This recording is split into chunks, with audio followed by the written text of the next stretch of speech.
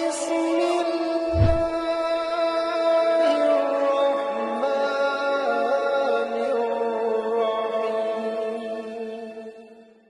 رب اشرح لي صدري ويسر لي أمري واحلل عقدة من لساني يفقهوا قولي اللهم صل وسلم على سيدنا محمد وعلى آل محمد والحمد لله رب العالمين. Alhamdulillah, ibu yang dirahmati dan diberkahi oleh Allah Subhanahu wa taala. Pertama sekali marilah kita bersyukur kepada Allah Subhanahu wa taala.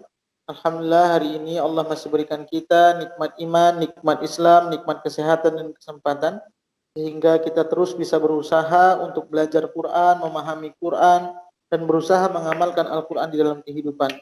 Semoga waktu yang kita luangkan belajar Al-Quran ini menjadi bekal kita untuk di akhirat kelak. Amin ya rabbal alamin. Alhamdulillah ibu semuanya, kita lanjutkan tadabbur kita. Sebelumnya hari Kamis yang kemarin kita sudah membahas tentang haji ayat 197, 98, 197, 98, 196, 197, 198 sampai 199. Ini yang membahas perkara apa yang harus kita kerjakan ketika haji, kemudian apa rukun-rukunnya, kemudian ada haji ifrad, ada haji tamattu, ada haji qiran, ada terbagi 3 ya Bu ya. Dan kebiasaan di Indonesia itu memakai haji tamattu.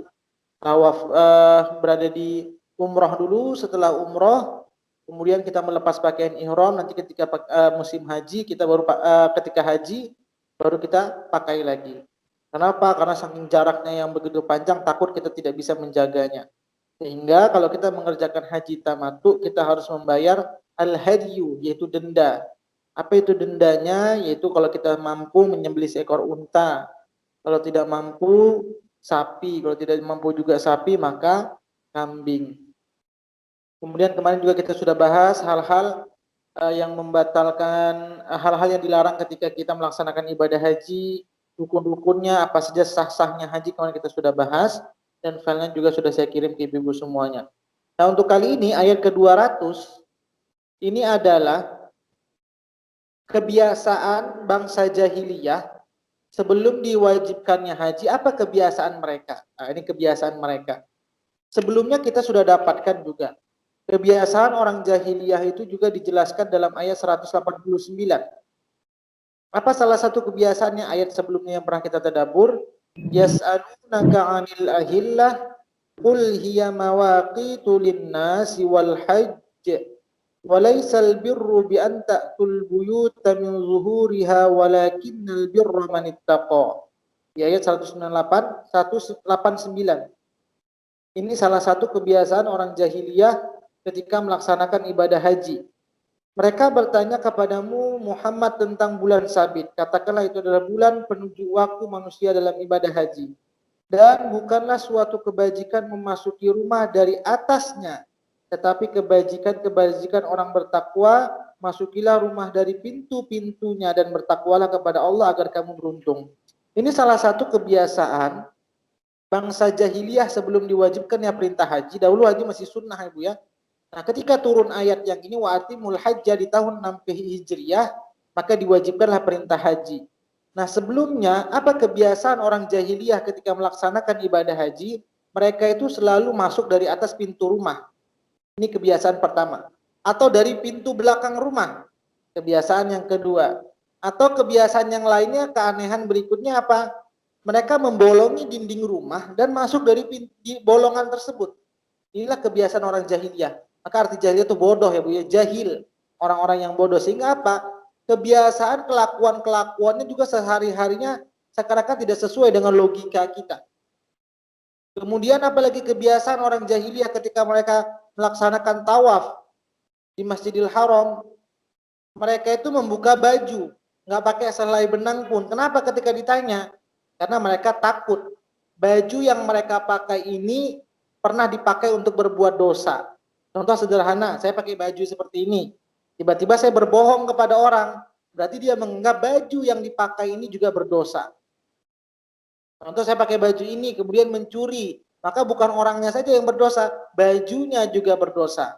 Maka itulah pemahaman orang jahiliyah tentang kenapa mereka ketika mereka tawaf di kelilingan Mekah itu tidak pakai apapun, karena mereka berpikir atau mereka memahami seluruh pakaian yang mereka pakai itu sudah pernah berpakai untuk melakukan dosa atau terkena najis, sehingga mereka tawaf tidak pakai selai benang sedikit pun. Ini salah satu kebiasaan jahiliyah ketika melakukan ibadah haji.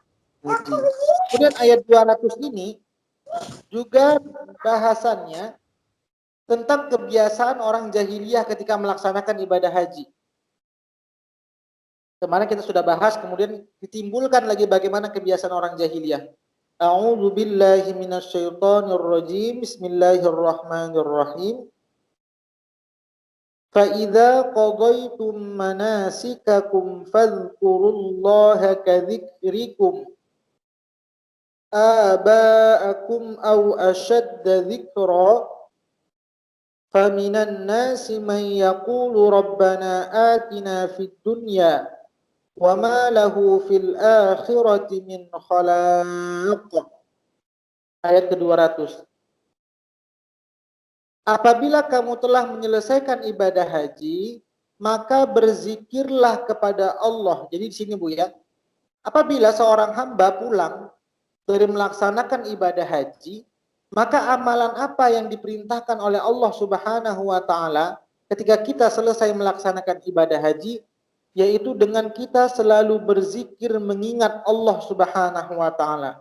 Ini kalau bagi orang yang beriman. Tapi kebiasaan orang jahiliyah ketika selesai melaksanakan ibadah haji, mereka itu selalu, apa di sini dikatakan, menyebut-nyebut nenek moyang mereka. Contohnya bagaimana? Mereka tuh bukan malah meminta berzikir mengingat Allah, tapi ya Allah jadikan saya kaya seperti nenek moyang saya kaya, saya punya jabatan seperti orang tua saya seperti ini, saya seperti ini. Selalu membanggakan leluhur-leluhurnya. Padahal ketika bilang haji, seharusnya kita semakin taat, semakin Allah Subhanahu wa taala. Inilah yang harus kita lakukan. Jadi jangan sampai sia-sia. Apalagi yang dari Indonesia, ya, perjalanan haji yang begitu panjang, kemudian memakan waktu, memakan tenaga, kemudian memakai uang juga. Maka jangan sampai dari seluruh pengorbanan yang kita lakukan ketika kita melaksanakan perjalanan ibadah haji, sampai balik ke Indonesia, kita tidak bisa menjaga akhlak dan perilaku kita. Omongannya tetap sama, maka kalimat kemarin salah satu larangannya wala rafatha. Menjaga omongan-omongan yang tidak manfaat atau bahkan menyakiti orang lain. Berbicara yang tidak manfaat saja tidak boleh, apalagi menyakiti orang lain. Kadang orang setelah pulang haji dia pamer, saya haji begini, haji begitu semua. Sehingga apa kata Allah? Jaga niat kita. Maka kemarin ketika haji itu dipakai dengan kalimat wa atimul hajja wal umrata lillah. Ada kata-kata lillahnya, tidak seperti ibadah-ibadah yang lainnya. Kalau ibadah yang lainnya itu dilengketkan kata-kata lillah, walaupun memang sebenarnya ketika kita melaksanakan ibadah harus karena Allah Subhanahu wa taala. Akan tetapi ketika kita melaksanakan ibadah haji dan umroh ditekankan lagi. Ditekankan lagi apa? Untuk benar-benar karena Allah Subhanahu wa taala. Saya bacakan lagi terjemahannya.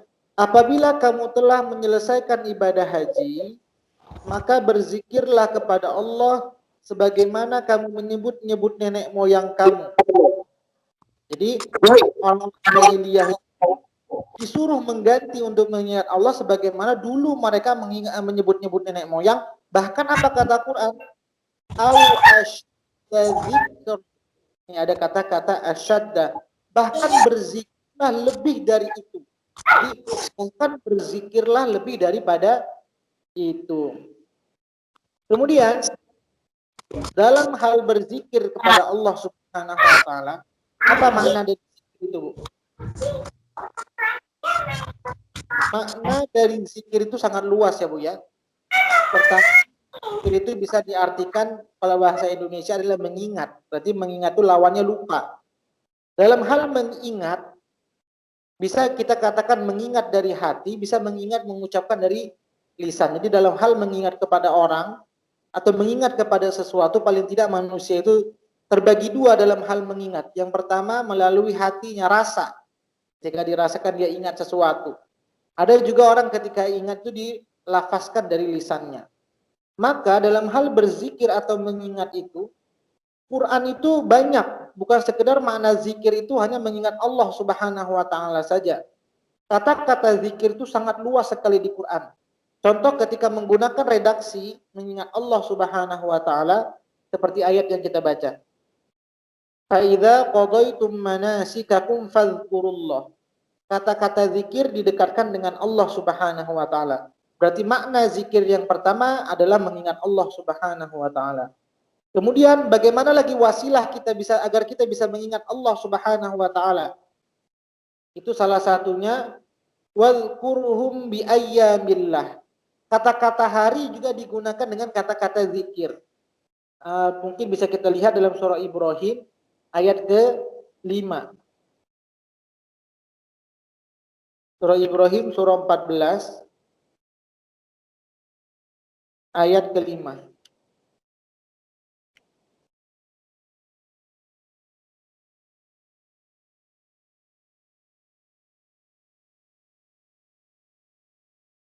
Ya, siapa mau baca Ibu? Terjemahannya saja.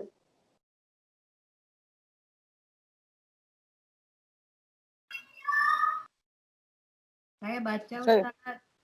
Ya. Dan sungguh kami telah mengutus Musa dengan membawa tanda-tanda kekuasaan kami. Dan kami perintahkan kepadanya, keluarkanlah kaummu dari kegelapan kepada cahaya terang benderang, dan ingatlah mereka kepada hari-hari Allah. Sungguh pada yang demikian itu terdapat tanda-tanda kekuasaan Allah bagi setiap orang sabar dan banyak bersyukur. Iya, jadi kalau kita lihat dari ayatnya, walaqad arsalna Musa biayatina an akhrij qaumaka minadh dhulumati ilan nur wa dzakkirhum. Ada kata-kata zikir biayyamillah. Kata-kata zikir ini didekatkan dengan hari-hari Allah. Apa maksud dari hari-hari Allah ini adalah segala hari-hari atau segala yang Allah munculkan kebesarannya pada hari-hari tertentu. Contohnya apa? Tsunami, ada bencana di hari-hari yang Allah yang tahu hari-hari tersebut. Maka apa maksud hari-hari Allah itu adalah hari-hari yang ketika sewaktu-waktu Allah tampakkan kebesarannya.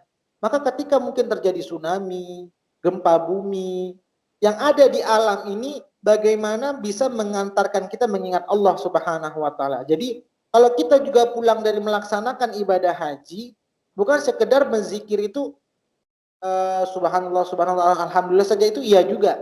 Tapi dari alam juga dia harus ketika dia berjalan pulang melaksanakan ibadah haji, melihat segala sesuatu bencana atau apapun, dia juga bisa mengantarkan dia kembali kepada Allah Subhanahu wa taala. Ini juga salah satu yang harus kita kerjakan ketika kita balik dari melaksanakan ibadah haji. Kemudian kata-kata juga zikir itu ada dalam surah Al-Maidah ayat ke-7. Ini tentang makna zikir yang didekatkan dengan kata nikmat. Maka orang juga yang baru pulang melaksanakan ibadah haji harus bersyukur kepada Allah Subhanahu wa taala yang bisa memberikan nikmat kepadanya untuk bisa melaksanakan ibadah haji. Maka jangan sampai kita mengingkari nikmat Allah Subhanahu wa taala dengan berbuat kemaksiatan. Al-Maidah ayat surah kelima ayat ke-7.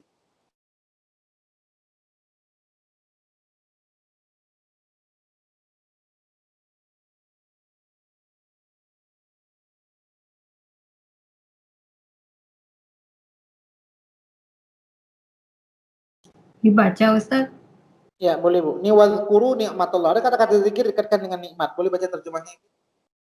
Dan ingatlah akan kurnia Allah kepadamu dan perjanjiannya yang telah diikatkan kepadamu ketika kamu mengatakan kami mendengar dan kami mentaati. Dan bertakwalah kepada Allah, sungguh Allah Maha mengetahui segala isi hati. Ya, jadi kata-kata zikir juga Allah dekatkan dengan nikmat. Maka kalau kita seandainya sudah banyak dalam hidup ini diberikan nikmat oleh Allah Subhanahu wa taala, jangan sampai kita lupa kepada kepada yang pemberi nikmat. Jadi kalau sudah saya selalu katakan, salah satu ciri-ciri yang dikatakan hamba yang bersyukur kepada Allah itu ketika Allah berikan kita nikmat, maka nikmat itu mengantarkan kita semakin takwa. Maka kalau kata berikutnya sini adalah takwa, taat, tunduk dan patuh. Sebaliknya, apabila ada orang yang diberikan nikmat oleh Allah Subhanahu wa taala, kemudian dia tidak mengingat Allah, lupa kepada Allah, maka itulah yang dikatakan hamba yang tidak bersyukur.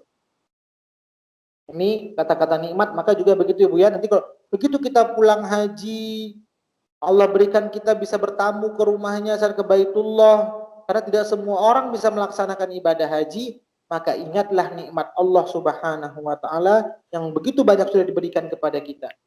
Kemudian kata-kata zikir lagi Allah dekatkan dengan kata-kata ilmu. Maka orang yang pulang haji itu juga bukan sekedar pulang zikir saja, tapi tambah ilmu kita agar dengan ilmu itu menjadikan kita semakin taat kepada Allah Subhanahu wa taala. Ini salah satu yang harus kita kerjakan ketika kita sudah pulang dari melaksanakan ibadah haji, menambah ilmu pengetahuan, ilmu-ilmu yang mendekatkan kita semakin dekat kepada Allah Subhanahu wa taala, sehingga apa? Diri kita terus selalu merasa dibimbing dengan ilmu tersebut. Dalilnya dalam surah An-Naml surah 16 ayat 43.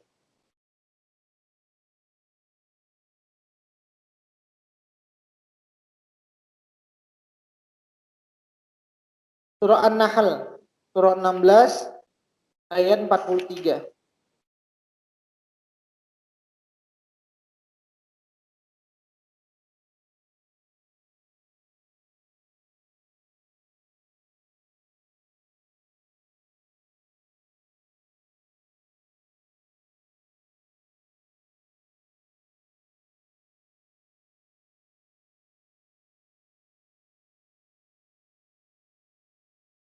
Sudah ketemu Ibu? Dibacain Pak Ustadz? Jadi siapa membaca Ibu? Boleh Bu Nita ya. Ayat 43 ya Pak Ustadz? Ya, ada fas'alu ahla dzikri, ada kata-kata zikir. Boleh baca terjemahannya Bu? Yang 43 kan ya Pak Ustadz? Ya, 43. Ya. Artinya kan Pak Ustadz? Ya, artinya saja Bu. Dan kami tidak mengutus sebelum engkau Muhammad, melainkan orang laki-laki yang kami beri wahyu kepada mereka. Maka bertanyalah kepada orang yang mempunyai pengetahuan jika kamu tidak mengetahuinya. Ya, jadi fas'alu ahla dzikri, kata-kata zikir itu didekatkan dengan pengetahuan. Maka begitu juga Ibu. Ketika seorang hamba baru pulang melaksanakan ibadah haji, bukan berarti dia sudah cukup ilmunya. Dia harus menambah ilmunya sehingga apa? Semakin hari juga ibadahnya semakin baik. Diadakan pengajian-pengajian, biasa juga orang jamaah haji itu mengadakan pengajian khusus bagi reunian jamaah haji, sehingga apa? Bukan sekedar ilmu yang sudah ada itu dicukupkan, maka kita harus menambah ilmu ini sebagai beban bagi orang-orang yang sudah melaksanakan ibadah haji. Maksudnya tanggung jawab diri kita ketika kita sudah melaksanakan ibadah haji, atau orang yang umroh juga ketika selesai dari melaksanakan umroh, mungkin dulu ilmunya kurang, sepulang dari umroh dia semakin rajin untuk menambah ilmunya atau belajar. Makanya saya sampaikan kemarin, salah satunya ketika kita ingin berangkat ke Mekah itu ilmu, bukan sekedar uang saja yang cukup, bukan kartu ATM saja yang harus diisi ya Bu ya untuk bisa belajar di sana, tapi ilmu, tenaga, semuanya harus kita siapkan. Berikutnya, kata-kata zikir juga Allah gantikan dengan kalimat Quran. Itu dalam surah An-Nahl yang sama juga. Surah Al-Hijr, maaf. Surah ke-15 ayat ke-9. Inna nahnu nazzalna dzikra wa inna lahu lahafizun. Kata-kata zikir ini adalah maknanya adalah Quran.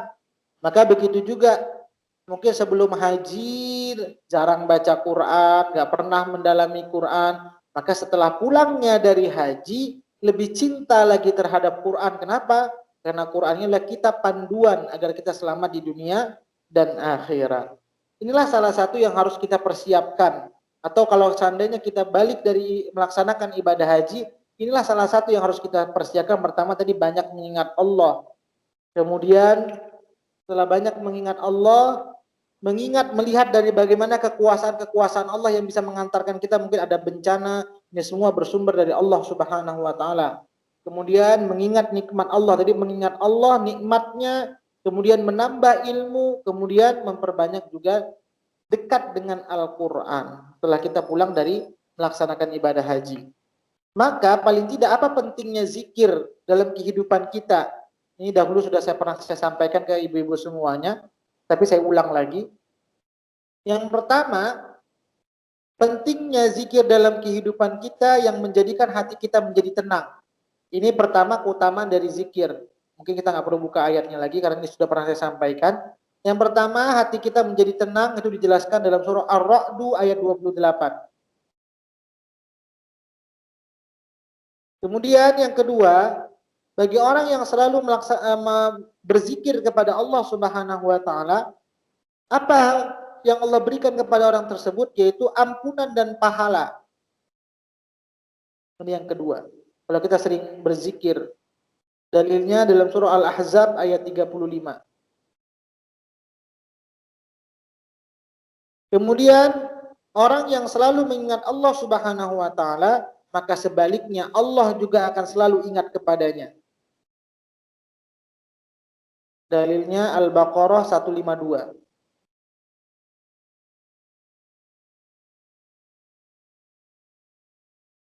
Kemudian yang keempat, bagi orang yang selalu berzikir kepada Allah Subhanahu wa taala, maka Allah akan angkat derajatnya.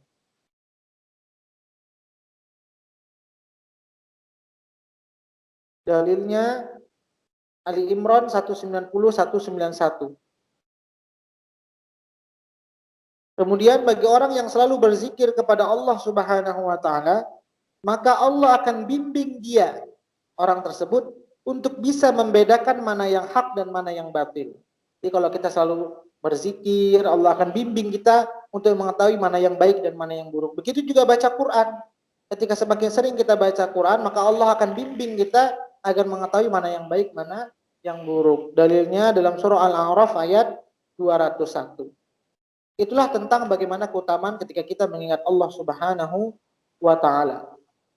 Sebenarnya dalam kehidupan sehari-hari juga seorang hamba itu seharusnya selalu dituntut untuk berzikir dan memuji Allah Subhanahu wa taala.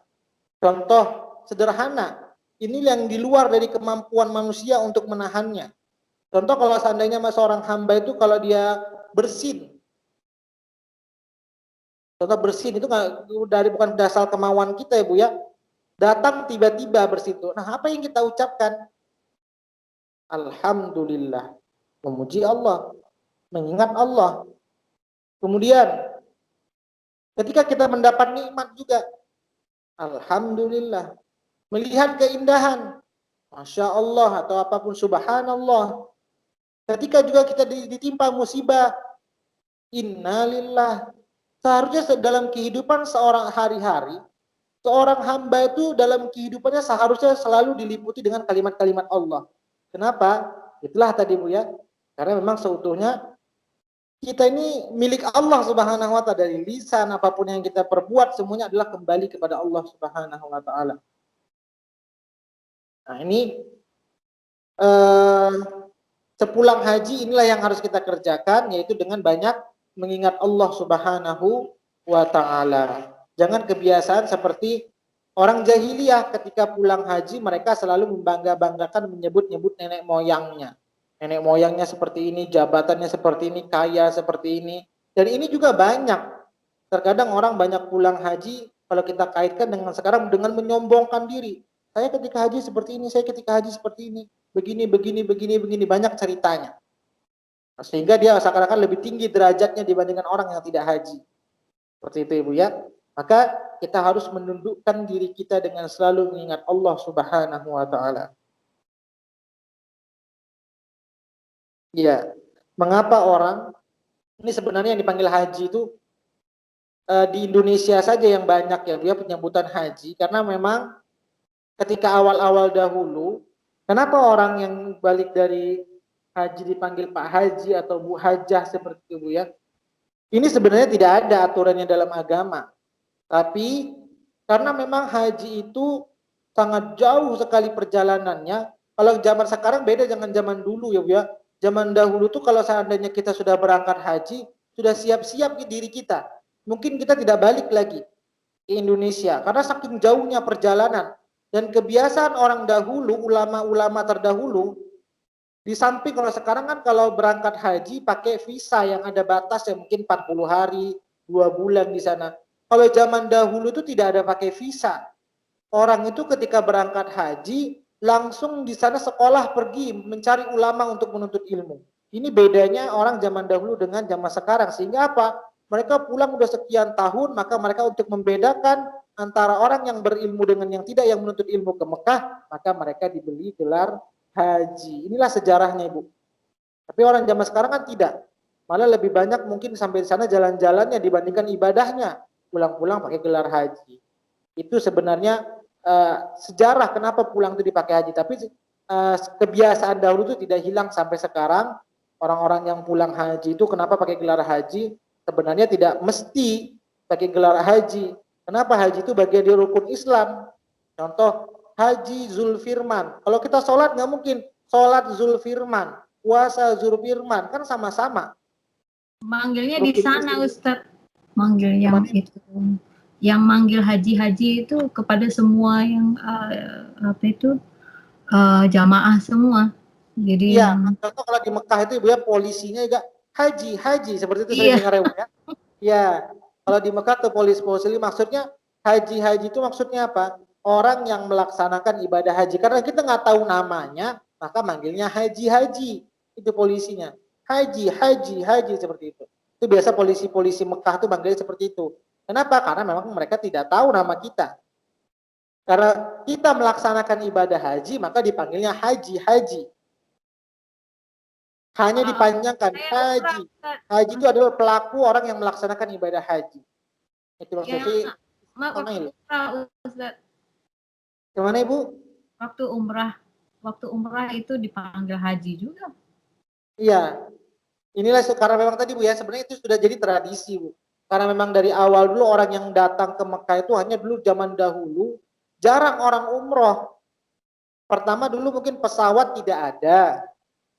Kemungkinan juga perjalanan yang begitu jauh zaman dahulu. Sehingga orang-orang yang dari luar dari negara Arab itu hanya datang bertujuan untuk haji saja. Jarang ada orang umroh seperti zaman sekarang. Mungkin umrohnya 1 tahun bisa 2 kali, 3 kali kalau banyak uangnya. Sehingga apa? Kebiasaan dari dahulu penyebutan haji walaupun melaksanakan umrah tetap namanya adalah haji. Seperti itu. Itu sebenarnya hanya segi dari pemanggilan saja. Nah, orang Indonesia yang tidak paham terkadang balik ke Indonesia, itu mungkin kisah zaman dahulu mungkin berbulan-bulan mencari ilmu. Nah, zaman sekarang malah ditempel hajinya. Malah ada orang yang ketika hajinya nggak dipanggil, dia nggak mau menoleh. Harus dipanggil lengkap. Haji ini. Nah, kalau nggak dibawa nama hajinya, dia nggak mau menoleh. Itu ada yang seperti itu. Malah kalau nggak dibawa hajinya, dia marah. Saya udah jauh-jauh mengeluarkan uang apa semuanya. Kenapa haji saya nggak dimasukkan? Nah, dia malah tersinggung. Dan inilah sebenarnya ujian kita ketika kita sudah melaksanakan ibadah haji. Seperti itu Bu Heni. Baik Ustadz. Jadi yang penempelan embel-embel haji itu tidak ada dalam syariat ya Bu ya. Itu hanya mungkin dari segi adat kebiasaan saja. Di negara-negara lain tidak ada seperti kita di Indonesia harus masuk ke dalam tulisannya. Kalau di Malaysia mungkin masih ada ya Bu ya. Ya, itu untuk dari segi haji. Kemudian kebiasaan orang jahiliyah berikutnya ketika mereka melaksanakan ibadah haji, apa doa yang mereka minta? Kan zikir itu juga bagian dari doa ya Bu ya. Apa yang mereka minta ketika mereka setelah melaksanakan ibadah haji? Faminan nasi may yaqulu rabbana atina fid dunya.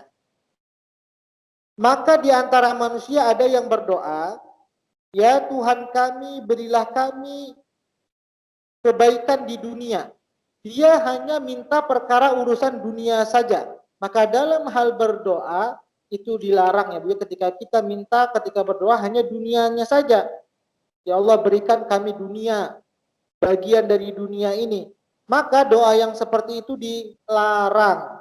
Bahkan kebiasaan orang jahiliyah itu tidak mementingkan, yang penting perkara dunianya diberikan. Mau baik haram atau halal, terserah, yang penting dia dapatkan dunianya. Ini salah satu kebiasaan orang jahiliyah dalam berdoa. Wa ma lahu fil akhirati min khalaq. Dan dia tidak memperoleh bagian dari akhirat sedikit pun. Kenapa? Karena memang mereka hanya memintanya dunia saja. Ini doanya orang-orang jahiliyah. Tapi bagaimana doanya orang yang beriman? Yaitu wa minhum may yaqulu rabbana atina fid dunya hasanah wa fil akhirati hasanah wa qina adzabannar. Dan di antara mereka ada yang berdoa, ya Tuhan kami, berilah kami kebaikan di dunia dan kebaikan di akhirat. Jadi dua-duanya dapat. Di dunianya kita minta kebaikan dan di akhiratnya juga kita minta kebaikan. Dan lindungilah kami dari azab neraka. Kebaikan dunia ini maknanya luas ya Bu ya. Pertama ada sebagian ulama mengatakan kebaikan dunia ini kalau dibaca dalam tafsir adalah ketika Allah mudahkan kita untuk menuntut ilmu dan ilmu itu menjadikan akhlak dalam kehidupan kita, maka itu salah satu tanda ciri-ciri kebaikan dunia. Maka kebaikan itu bisa dikatakan kesempurnaan dari segi rohani dan jasmani. Contoh kebaikan dunia, dari segi rohani, kebaikannya adalah dengan diberikan ilmu dan akhlak, itu kebaikan dunia. Contoh kebaikan dari segi jasmaninya apa? Kebaikan dunianya, Allah berikan kita kesehatan, Allah berikan kita harta, Allah berikan kita mungkin ketampanan atau kecantikan, Allah berikan kita kedudukan. Nah, ini salah satu kebaikan dari dunia. Kemudian Allah berikan kita kemuliaan di masyarakat. Ini juga salah satu kebaikan dari dunia. Tapi ini tidak cukup. Allah sudah berikan kita ilmu, kemudian Allah sudah berikan kita harta, Allah sudah berikan kita kesehatan, Allah sudah berikan kita kedudukan, ini tidak cukup. Tapi bagaimana apa yang Allah berikan kepada kita ke dunia ini mengantarkan juga wafil akhirati hasanah. Jangan takut kita, mungkin keberanian ketika melewati sirat, ketika di padang mahsyar tidak ada rasa takut. Dan itu salah satu ciri-ciri tanda kebaikan akhirat. Tidak melewati azab kubur, yang adanya mungkin nikmat kubur. Ini salah satu tanda-tanda kebaikan akhirat. Maka di dunia ini akan menjadi tolak ukur bagaimana baiknya akhirat kita. Kalau seandainya di dunia ini kita juga tidak serius menjalani kebaikan, maka ini menjadi gambaran bagaimana akhirat kita. Maka wafid dunya hasanah, wafil akhirati hasanah. Maka perlunya ilmu ini mengantarkan kita menjadi akhlaknya baik, kesehatan kita mengantarkan kita semakin taat, harta kita juga di jalan kebaikan, kedudukan kita ketika Allah berikan kita jabatan-jabatan itu mengantarkan kita juga untuk baik akhirat kita. Inilah Bu ya, jadi gambaran apa yang kita lewati di dunia ini akan menjadi bagaimana tolak ukur akhirat kita. Jadi dalam kehidupan bagi orang jahiliyah, mereka hanya berdoanya meminta dunianya saja. Sedangkan orang yang beriman ketika berdoa dia harus dua-duanya. Dunianya baik, akhiratnya baik. Maka ada beberapa cara dalam hal berdoa. Kalau kita merujuk dalam surah Al-Isra, walillahil asma'ul husna fad'uuhu biha, kata Allah. Kalau kita dalam berdoa bagaimana agar Allah ijabah doa kita? Pertama puji Allah dahulu. Alhamdulillah dan semuanya alhamdulillahirabbil alamin. Hamdai wafi, segala puji bagi Allah. Itu yang pertama. Kenapa? Walaupun kita sudah banyak diberikan nikmat oleh Allah Subhanahu wa taala dalam kehidupan, jangan pernah berhenti untuk memuji Allah Subhanahu wa taala. Ini syaratnya ketika kita dalam berdoa. Maka katanya walillahil asmaul husna fad'uuhu biha. Kalau engkau selalu membawa nama-namaku atau dengan asmaul husna ingin rezeki, ya Razzaq, ya Fattah atau kemudian atau apapun, kemudian kita bawa nama asmaul husna tersebut, baru kita puji Allah. Kenapa? Karena sesungguhnya semakin banyak, walaupun kita sudah banyak diberikan nikmat, jangan pernah kita berhenti untuk memuji Allah Subhanahu wa taala. Ini yang pertama. Yang kedua, apa yang kita lakukan ketika kita ingin berdoa? Yaitu bersolawat. Kenapa? karena kita juga bisa seperti ini dari wasilah Nabi Muhammad SAW yang membawa agama, berjuang sehingga apa Islam itu sampai kepada kita. Maka kita berhutang budi kepada Nabi Muhammad SAW, yaitu ketika kita ingin meminta maka berselawatlah kepada Nabi Muhammad SAW. Maka kalau berdoa, Alhamdulillahirabbil alamin hamdan yuwafi ni'amahu wa yukafi'u mazidah. Doa Alhamdulillahirabbil alamin wassalatu wassalam, ada salawatnya. Maka ini urutan dalam berdoa. Kemudian dalam hal berdoa, jangan kita sekedar meminta untuk urusan dunia kita. Dunia satu semua di list. Ya Allah, saya belum punya rumah. Ya Allah, saya tolong berikan rizki. Ya Allah, saya harus bayar ini, bayar itu, bayar ini. Jangan perkara dunia kita saja yang diminta. Tapi harus seimbang juga bagaimana akhirat kita. Ya Allah, kumpulkan kami di surga. Ya Allah, terimalah amal kami. Bagaimana juga untuk bekal akhirat kita. Itu dalam hal berdoa. Kemudian dalam hal berdoa juga, jangan biasakan hanya meminta untuk diri kita sendiri, tapi juga doakan orang lain di dalam doa-doa kita. Ini dalam hal berdoa. Nah, kemudian bagaimana cara kita menutup doa kita? Tutuplah juga dengan pujian kepada Allah Subhanahu wa taala. Alhamdulillahi rabbil alamin. Wa sallallahu ala sayyidina Muhammad wa ala azzati amma yasifun wa salamun alal mursalin walhamdulillahi rabbil alamin. Ini biasa dalam tutupan doa juga dipuji Allah Subhanahu wa taala. Apa maksudnya? Kalaupun seandainya Allah tidak berikan apa yang kita inginkan, maka seandainya Allah tidak kabulkan doa kita, maka kita seorang hamba tetap memuji Allah Subhanahu wa taala. Kenapa? Walaupun Allah tidak kabulkan doa kita, sudah banyak nikmat yang lain yang lebih besar Allah berikan kepada kita. Ini jadi seorang hamba itu tidak pernah putus untuk memuji Allah Subhanahu wa taala. Dulu saya sudah pernah ceritakan bagaimana sahabat Nabi yang terakhir kali hidup di dunia dengan kondisi yang cacat, tapi beliau selalu memuji Allah Subhanahu wa taala, bahkan anaknya yang sampai dimakan oleh serigala juga dia tetap memuji Allah Subhanahu wa taala. Inilah pentingnya, Bu ya. Kemudian iya, Bu. Ustaz boleh bertanya, Ustaz? Boleh, Bu. Dalam kita berdoa, apakah langsung didengar oleh Allah atau melalui malaikat dulu, kemudian malaikat menyampaikan kepada Allah, begitu? Iya. Sebenarnya apapun yang ada di hati kita Allah tahu. Tapi malaikat itu senang berkumpul kepada orang-orang yang taat. Maka salah satunya malaikat, sebenarnya Allah sudah tahu. Ini contoh ya, Bu ya. Ya, Bu Heni kirim pos dari dari Malaysia ke Medan. Kemudian dimasukkan dalam data komputer. Yang di Medan nanti sampai sini sudah tahu. Tapi kan ada yang pengantarnya, walaupun tadi anggapannya seperti itu. Bu Heni kirim pos, mungkin kirim barang dari Malaysia ke Medan. Maka file yang di Medan, mungkin kantor cabangnya di Medan, ini sudah tahu. Nanti akan ada barang yang akan sampai nanti ke Medan. Tapi nggak mungkin, pasti ada orang yang mengantarkannya, walaupun Allah sudah tahu, seperti itu, Ibu. Baik, Ustaz. Ya, jadi sebenarnya Allah sudah tahu, tapi malaikat itu menyampaikan lagi tugasnya kepada Allah Subhanahu wa taala, dan malaikat itu sangat senang sekali berkumpul kepada orang-orang yang berada di majelis ilmu dan orang-orang yang taat kepada Allah Subhanahu wa taala. Kemudian ayat berikutnya, dalam kehidupan ini kita tidak cukup untuk berdoa saja untuk mendapatkan apa yang kita inginkan. Maka kata Allah dalam ayat 202-nya, 202, ulaika lahum nasibum mimma kasabu wallahu sari'ul hisab.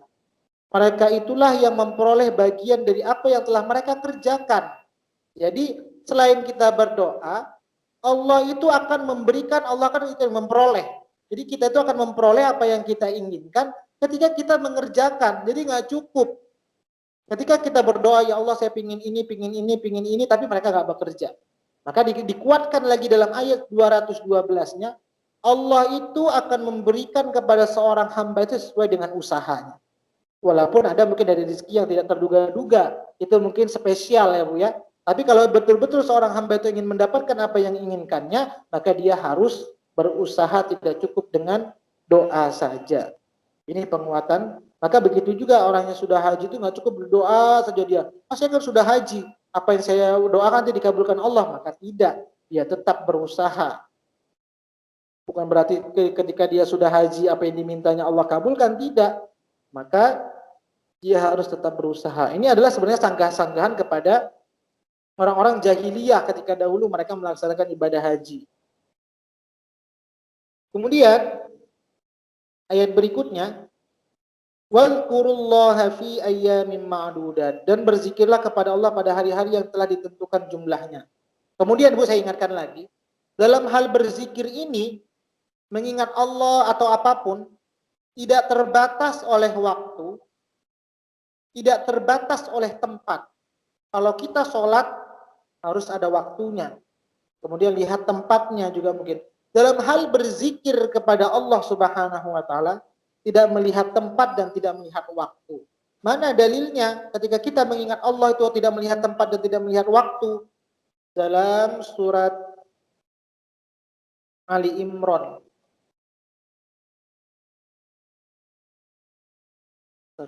Ya, surah Ali Imran. Surat Ali Imran ayat yang ke-191.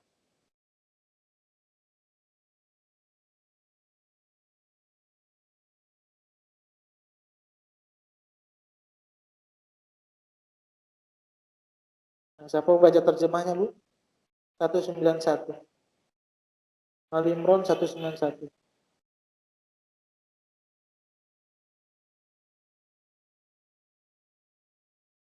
Saya baca ya Pak.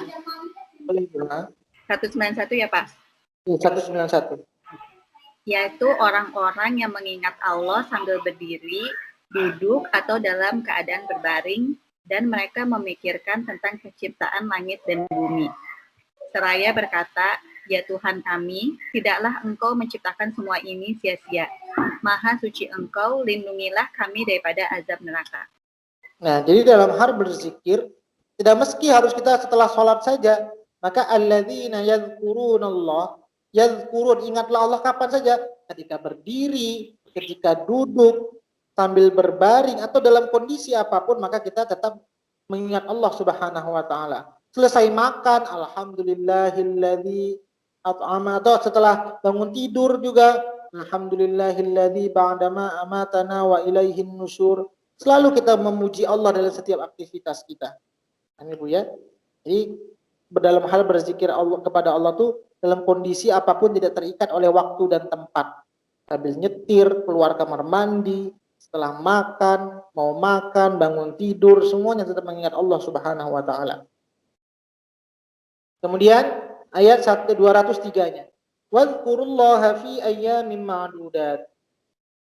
Dan berzikirlah kepada Allah pada hari yang telah ditentukan jumlahnya. Nah, ini kalau seandainya seorang hamba setelah melaksanakan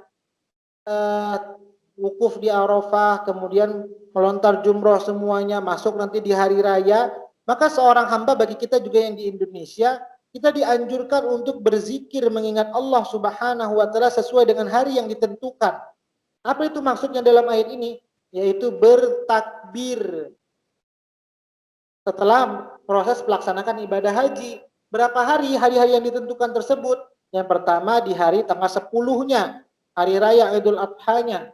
Kemudian tanggal 11, 12, dan 13. Jadi 4 hari ini adalah dianjurkan bagi seorang hamba, baik yang berada di Mekah maupun yang di luar dari Mekah yang tidak melaksanakan ibadah haji, dianjurkan untuk memperbanyak berzikir, yaitu dengan kalimat takbir, Allahu Akbar, Allahu Akbar, dan seterusnya.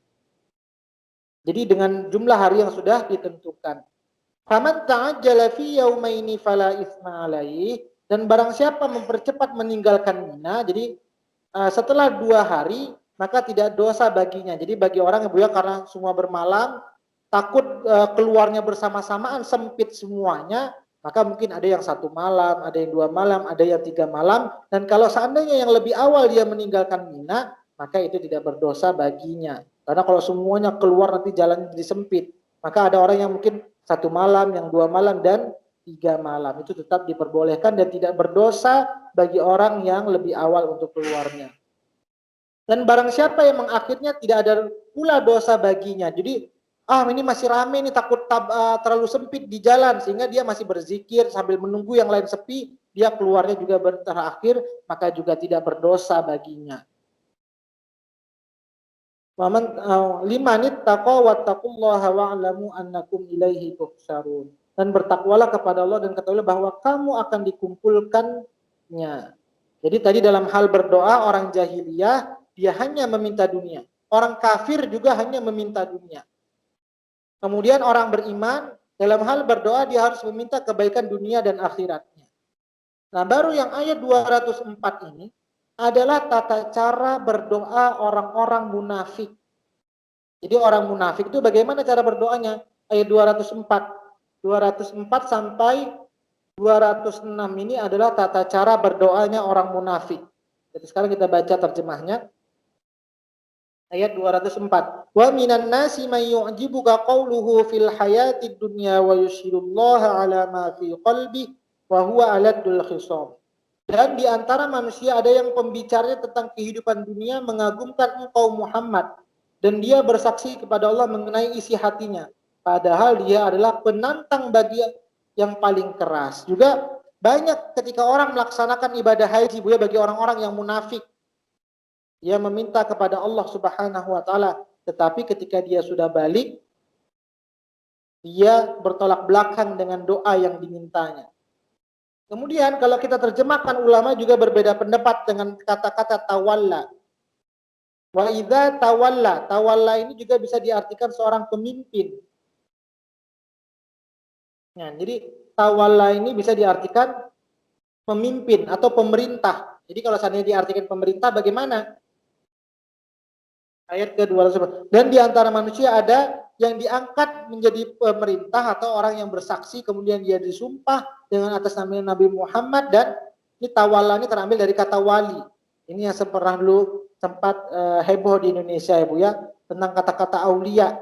Ini tawalla ini satu akar kata yang sama. Bisa diartikan juga sebagai pemimpin atau ketika orang yang melaksanakan pembicaraan dan dia bersaksi kepada Allah dan Rasulnya. Kemudian ayat 206-nya, ketika dia sudah diangkat jadi pemimpin atau ketika dia berdoa meminta kepada Allah, itu jadi tawalla itu bisa diartikan berbagai macam maknanya Bu ya. Atau dia berdoa.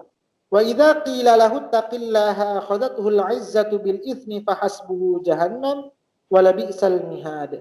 Dan apabila dia berpaling dari engkau, dia berusaha untuk berbuat kerusakan di muka bumi serta merusak tanaman-tanaman dan ternak, sedangkan Allah tidak menyukai kerusakan. Jadi kalau dikaitkan dengan haji, dia ini sudah berdoa nih, tapi dia tidak menaati keperintah Allah, munafik. Sampai di Mekah, hal-hal yang membatal dia rusak semuanya yang ada di Mekah. Atau bagaimana juga kalau seandainya diartikan pemimpin, ketika dia sudah diangkat menjadi pemimpin, dia tidak menjalankan amanahnya, malah dia merusak bagaimana masyarakatnya dengan kebijakan-kebijakannya. Ini kalau tawalla. Kemudian apa kata Allah? Wa minan nasi, ayat ke-206-nya, wa idza qila lahu taqillaha akhadhathu al-'izzatu bil itsmi fahasbuhu jahannam wa la bi'sal mihad. Dan apabila dikatakan kepadanya bertakwalah kepada Allah, bangkitlah kesombongannya untuk berbuat dosa. Jadi kalau seandainya dikaitkan dengan pemimpin atau seandainya dengan orang yang haji, ketika dia diingatkan jangan buat kerusakan, jangan buat seperti ini, dia malah menampakkan kemarahannya, menampakkan dia orang yang paling benar. Kalau seandainya juga dikaitkan dengan kalimat tawalla ini diartikan pemimpin, tidak siap untuk dikritik. Ketika dia dikritik, dia menampakkan bahwa dia ini seorang pemimpin. Saya bisa berbuat kebijakan apapun, terserah saya. Maka apa kata Allah bagi orang-orang yang seperti itu? Maka pantaslah baginya neraka jahanam, dan sungguh jahanam itu tempat tinggal yang paling buruk bagi orang-orang yang melakukan perbuatan seperti itu. Inilah gambaran bagaimana kebiasaan orang jahiliyah ketika berada di Mekah. Sepulang mereka dari Mekah, mereka itu lebih dahulu senang menyebut nama-nama nenek moyang atau membanggakan orang-orang terdahulu, bukan malah mengingat Allah Subhanahu wa taala. Kemudian ketika mereka berdoa, orang-orang kafir itu juga atau orang-orang jahiliyah itu hanya meminta urusan dunianya. Sedangkan orang-orang yang beriman, dia minta kebaikan dunia dan akhiratnya. Sedangkan orang-orang munafik dalam hal berdoa, dia sampaikan tapi tidak sesuai dengan antara mulut dengan hati dan perbuatannya. Sehingga ketika mereka diingatkan, mereka malah menentang dan menunjukkan mereka orang-orang yang sombong. Inilah penjelasan tentang ibadah haji.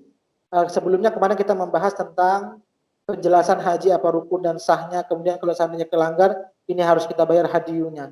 Kemudian ini kembali lagi bagaimana kebiasaan orang-orang Yahudi zaman dahulu ketika melaksanakan ibadah haji. Ada pertanyaan Ibu? Sampai ayat 206. Mau nanya Ustaz. Boleh Bu Erni. Ustaz, katanya ibadah haji itu niat saja tidak cukup. Niat dan kesanggupan, maksudnya kemampuan dan niat saja tidak cukup. Makanya banyak yang menganjurkan untuk berdoa, ya Allah, undanglah kami untuk menjadi tamumu. Jadi maksudnya, walaupun kita sudah mampu, sudah niat, tapi misalnya Ustadz ada musibah atau apa, itu nanti ada orang bilang mungkin belum waktunya diundang sama Allah. Itu gimana tuh Ustadz? Iya. Maka pembukaan ayat kemarin Bu Erni, ayat tentang haji 196. Bagaimana Allah cara membukanya dengan kalimat haji perintah wajib, wa atimmu, dan sempurnakanlah. Apa maksud sempurnakanlah ini? Kalau kemarin ada dua maknanya. Makna yang pertama kata-kata wa atimmu, apabila seorang hamba sudah memiliki niat dan memiliki kemampuan, maka kuatkan niat itu betul-betul. Jangan sampai goyah dengan godaan. Kalau sudah niat betul-betul, lurus dengan niat tersebut. Jangan aduh ini lagi lah, ini lagi lah, ini lagi lah, ini lagi lah. Maka kita tetap kuat dengan niat kita. Maka itulah kata-kata wa atimmu. Jadi kalau seandainya dari segi keuangan sudah ada, niat sudah ada, jangan sampai tergoda, kuatkan niat tersebut. Walaupun nanti tiba-tiba ketika berangkat ada godaan, tapi niat dalam hati kita tetap ingin betul-betul berangkat untuk menjadi tamu Allah Subhanahu wa taala. Kalau misalnya musibah, misalnya sakit, kecelakaan atau kayak gimana, itu bagian dari godaan atau memang belum boleh berangkat gitu loh Ustaz? Iya, ini terjadi pada juga zaman Rasulullah. Rasulullah yang kemarin saya sampaikan ketika sampai di Hudaybiyah, ingin melaksanakan umroh, tiba-tiba di tengah jalan dijegat. Akhirnya Rasulullah nggak jadi melaksanakan. Maka itu memang sudah penting niat kita. Ketika kita sudah melangkahkan, itu bagian dari tanda niat. Maka nanti perkara pahalanya atau balasan itu Allah lagi yang menentukan itu. Tapi niat kita tuh jangan sampai, udahlah saya nggak kuat lagi nampaknya nih. Atau udahlah saya mungkin nggak punya ilmu. Nah jadi aja lah saya berangkat haji. Padahal dari segi uang sudah mampu, dari segi tenaga sudah kuat. Tapi karena godaan, akhirnya dia turunkan niatnya semakin melemah. Maka kata wa'atim ini tetap kuatkan niat. Jadi dengan kondisi apapun. Kalau yang berdoa tiba-tiba di tengah jalan, walaupun di tengah jalan tibanya godaan, jangan pernah kendor niat tersebut Ibu. Dicoba lagi tahun depannya. Kenapa? Karena Allah sudah berikan kita dari segi kekuatan ada, uang ada, seperti itu. Jadi tetap dicoba lagi tahun depan, memang terus dicoba gitu ya Ustadz ya. Jadi bukan berarti setelah gagal. Terus berketerusan. Kata-kata wa'atim ayat 196.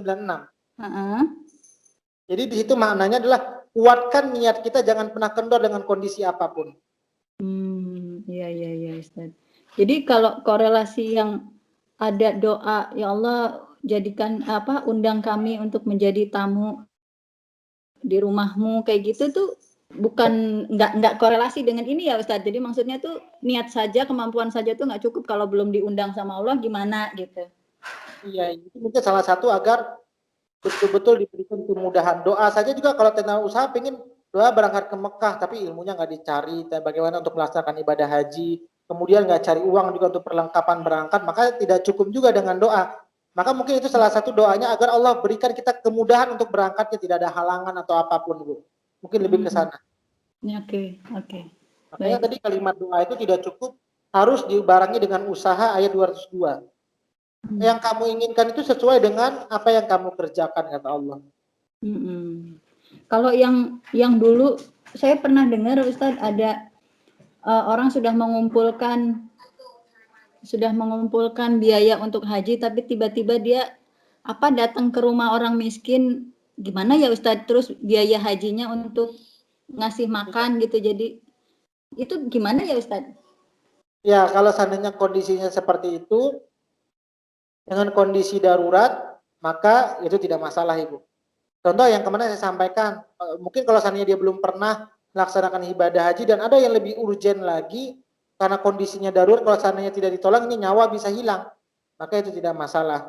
Contoh lagi kalau seandainya ada orang yang sudah melaksanakan ibadah haji, haji itu kewajibannya hanya sekali, tapi ada orang yang banyak duitnya, ingin haji mungkin 2 tahun sekali atau tiap tahun, maka lebih baik dia menginfakkan, lebih baik untuk sosial dibandingkan untuk pribadi. Maka dalam hal ibadah belum tentu baik menurut kita, baik menurut Allah Subhanahu wa taala. Maka dalam hal haji, kita gunakan harta kita di jalan yang lain, membantu orang lain dibandingkan untuk berangkat haji, itu lebih baik Ibu dibandingkan menurut hawa nafsu kita. Itu Tapi orangnya terkadang dapat kita pahala haji haji juga, Ustaz. Gimana Ibu? Orang yang menghajikan orang atau memakaikan uangnya untuk keperluan orang lain itu dia dapat pahala haji juga nggak, Ustaz? Sama, keutamaannya tetap sama Ibu. Contoh nih, Bu Erni sudah berangkat haji, kemudian ada ibu-ibu, Bu Mela belum berangkat haji, maka Bu Erni bayarkan Bu Mela. Saya sudah pernah. Nah, maka dengan ibu membayarkan Bu Mela itu sama keutamaannya. Seperti sama orang yang berbuka puasa, Bu ya. Mungkin ada orang yang ingin haji, dia taat ke masjid, marbot masjid, rajin taat kepada Allah, dia pingin dalam hati pingin berangkat haji. Kita mungkin sebagai jamaah di masjid yang selalu melihat dia kangen dengan haji, dia nggak punya uang, maka kita bantu dia, itu sama keutamaannya. Oh, oke. Makasih, Ustaz. Pak Ustadz, boleh tanya Pak Ustadz? Iya boleh Bu Momi. Iya, kalau ini kan sekarang tuh kalau mau naik haji itu kan harus istilahnya nabung setiap bulan gitu ya Pak Ustadz ya. Dengan sambil menunggu kebagian kapannya kita mau berangkat gitu. Tapi pada saatnya itu dia meninggal Pak Ustadz, tapi itu udah berniat mau melaksanakan ibadah haji. Apakah memang itu juga mendapat pahala hajinya juga Pak Ustadz? Iya, insya Allah Bu ya. Kalau perkara pahala mungkin itu urusan Allah, tapi bagi ini salah satu Islam yang luar biasa Bu, agama Islam itu. Agama Islam itu bagi seorang hamba yang berniat, ketika niatnya itu benar-benar tulus karena Allah Subhanahu wa taala, kemudian dia tidak kecapaian, mungkin ada faktor sakit kah atau habis usia kah, maka Allah akan dapatkan dia keutamaan tersebut. Ini salah satu amalan apapun, mau puasa, mau bersedekah atau apapun semuanya, mau haji, tapi niatnya sudah nampak. Yang tahu niat kita tuh tidak manusia, Allah ya Bu ya. Bukti niat kita benar-benar karena Allah, Allah yang tahu. Tapi kalau memang betul-betul niatnya karena Allah itu, maka tiba-tiba usia kita habis, maka Allah akan cukupkan dengan sesuai dengan amalan haji tersebut. Apapun, tidak meski haji, amalan apapun. Salah satu Islam luar biasa. Udah kecil. Ya, makasih Pak Ustadz. Ada lagi Bu? Ustadz, boleh satu lagi Ustadz? Boleh Bu Heni. Apakah zaman dahulu, zaman yang jahiliyah itu, orang-orang munafik itu melakukan satu tindakan yang sepertinya menghina orang Muslim dengan membakar Quran yang terjadi pada saat sekarang ini juga ada di belahan negara-negara yang minim orang Islamnya gitu, Ustaz. Iya. Orang munafik atau orang munafik itu sebenarnya lebih berbahaya dibandingkan orang kafir ya. Kalau orang kafir jelas perlawanannya. Sedangkan orang munafik ini dua wajah, lain di depan, lain belakang. Maka zaman Rasulullah juga dulu seperti itu ya Bu ya.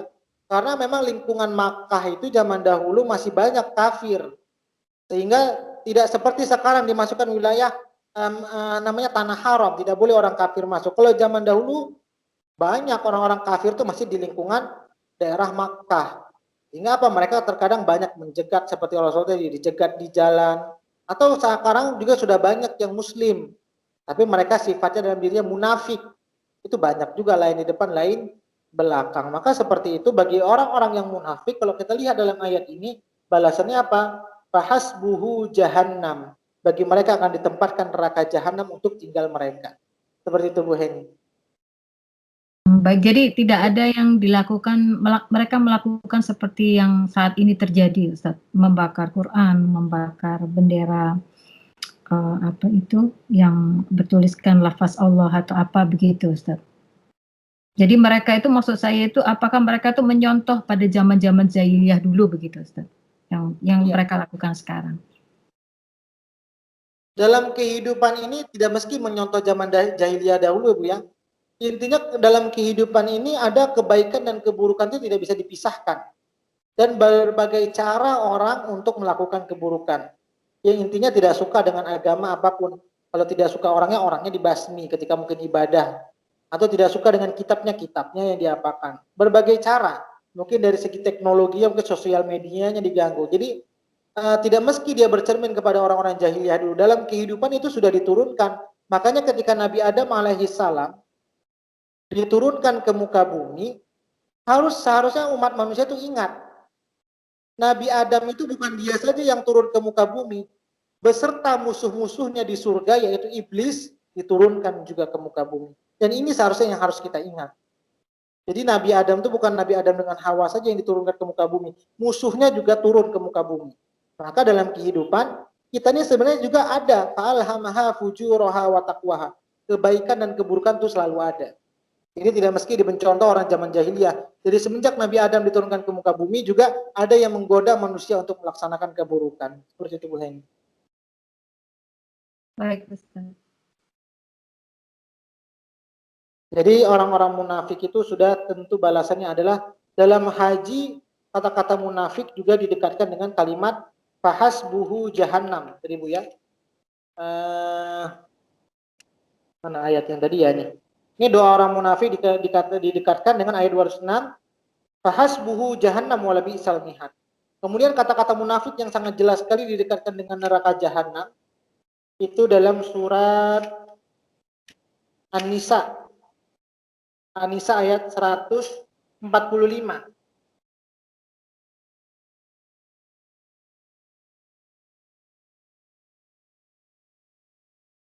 Kenapa orang munafik itu sebenarnya lebih berbahaya dibandingkan orang kafir?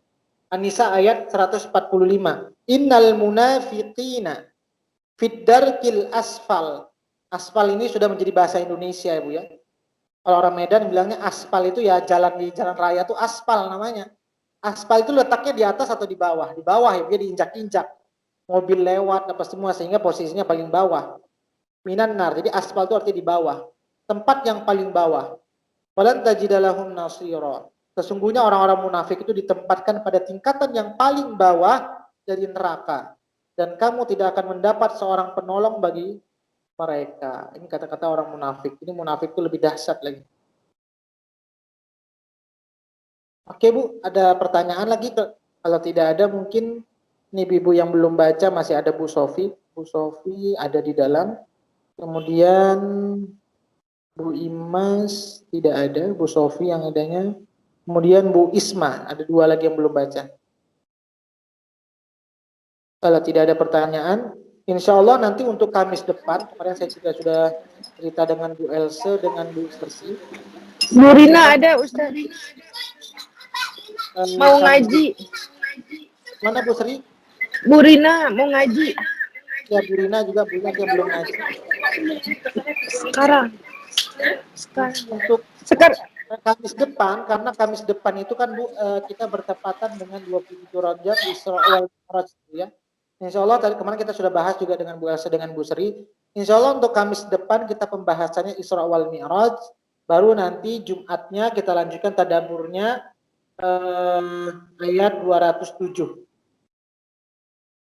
Jadi untuk Kamis depan kita pembahasannya Isra wal Mi'raj insya Allah. Karena pas bertepatan tentang Isra wal Mi'raj. Ada pertanyaannya Ibu semuanya? Nanti kita tadabur tentang ayat Isra wal Mi'raj itu dalam surah Al-Isra, surah Bani Israil. Al-Isra 207 ya Ustaz. Iya Bu. Surat Al-Isra Al-Isra. Al-Isra, saya tulis ya. Dari ayat 1 nanti kita tadabur ya. Iya. Al-Isra. Oke, ada lagi pertanyaan? Kalau tidak ada Bu, saya cukupkan untuk bagi ibu yang belum baca lagi setelah ini. Semoga yang sedikit ini bisa bermanfaat untuk ibu-ibu semuanya. Mudah-mudahan kita terhindar dari hal-hal amalan-amalan seperti orang jahiliyah yang tidak masuk logika kita, Bu ya, dalam hal beribadah kepada Allah Subhanahu wa taala. Semoga amalan kita ini benar-benar sesuai dengan tuntunan Allah dan tuntunan Rasulullah SAW ya. Ini saja mungkin yang saya sampaikan. Mohon maaf. Tutup dengan bagi ibu yang belum baca. أعوذ بالله من الشيطان الرجيم. بسم الله الرحمن الرحيم. الحمد لله رب العالمين حمدا يوافي نعمه ويكافئ مزيده. يا ربنا لك الحمد كما ينبغي لجلال وجهك الكريم وعظيم سلطانك. اللهم صل وسلم على سيدنا محمد. اللهم ارحمنا بالقرآن. اللهم اجعلنا من أهل القرآن. اللهم نور قلوبنا بالقرآن وزين أخلاقنا بالقرآن وادخلنا الجنة بالقرآن ونجنا من النار بالقرآن. ربنا آتنا في الدنيا حسنة وفي الآخرة حسنة وقنا عذاب النار. وصلى الله على سيدنا محمد وعلى آله وصحبه وسلم. سبحان ربك رب العزة عما يصفون وسلام على المرسلين والحمد لله رب العالمين. Alhamdulillah, ini saja dapat saya sampaikan, lebih kurangnya mohon maaf. Assalamualaikum warahmatullahi wabarakatuh.